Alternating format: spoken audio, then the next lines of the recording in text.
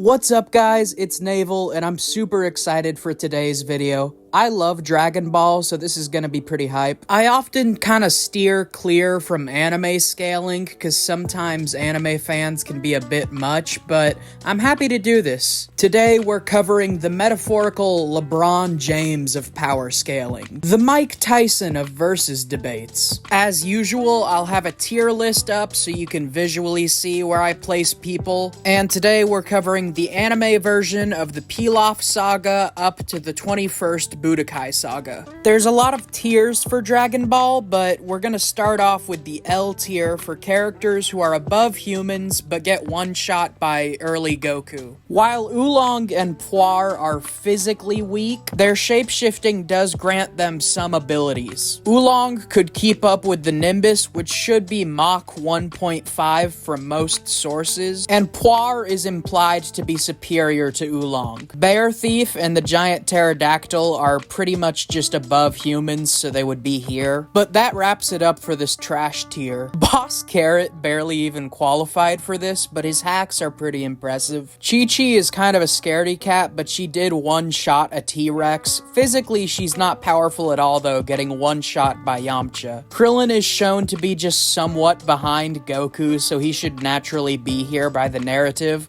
Also, he did tussle with Goku, while other characters just get one shot. I forgot to mention Monster Carrot, Boss Rabbit, whatever his name is, he took a power pole shot to the head. That should just naturally put him a tier above the Pterodactyl. The Temple Bullies used to beat up Krillin and are kind of used as a measuring stick to show how much the main cast has grown. Yamcha went blow for blow with a hungry Goku and even sent him flying through a bunch of pillars. As the main character, Goku is just the Superman of the story. He lifts cars, takes bullets to the head, one-shots giants, and runs as fast as a motorcycle. Finally, he went even with Yamcha even when he was hungry. Hunger being one of Goku's biggest weaknesses besides physical illness. Yamcha did better against Giran than a bunch of temple bullies did, so he should just be in this tier. In terms of raw strength, you could argue that Bacterion was physically dominating Krillin, but we don't know the upper limits of his goon powers. Giran beat up a bunch of temple bullies and was swapping hands with Goku, so he should just be around the middle of this tier. I'd give Krillin a slight advantage due to speed and his matchup against Master Roshi, I mean Jackie Chun. Krillin also one-shot one of his former bullies, so he gained a lot of strength. And him and Jackie Chun were fighting at subsonic plus, maybe even transsonic speeds. Nam gave Goku a hell of a fight. No other argument. He should just be above Giran for that, and maybe above Krillin to some extent. He does have a stinky anti-feat when he gets mogged by one of the giant pterodactyls in the anime though. Hypothetically, I would put Ox King around here, because he hypothetically went through the same training as Goku and Krillin,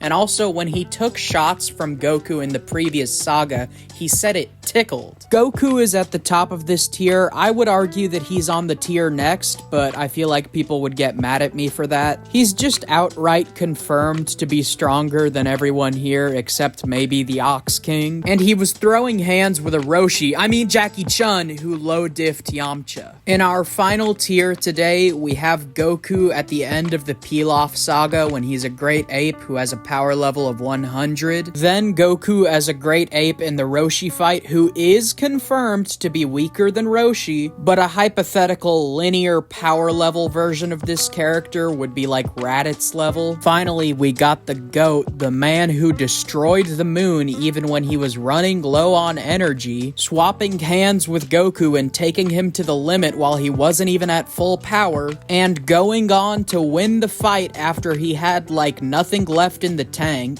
Master Jackie Chun, Roshi. This was pretty fun to make, so I hope y'all enjoy it. If you disagree, let me know what you think in the comments, and as always, bye!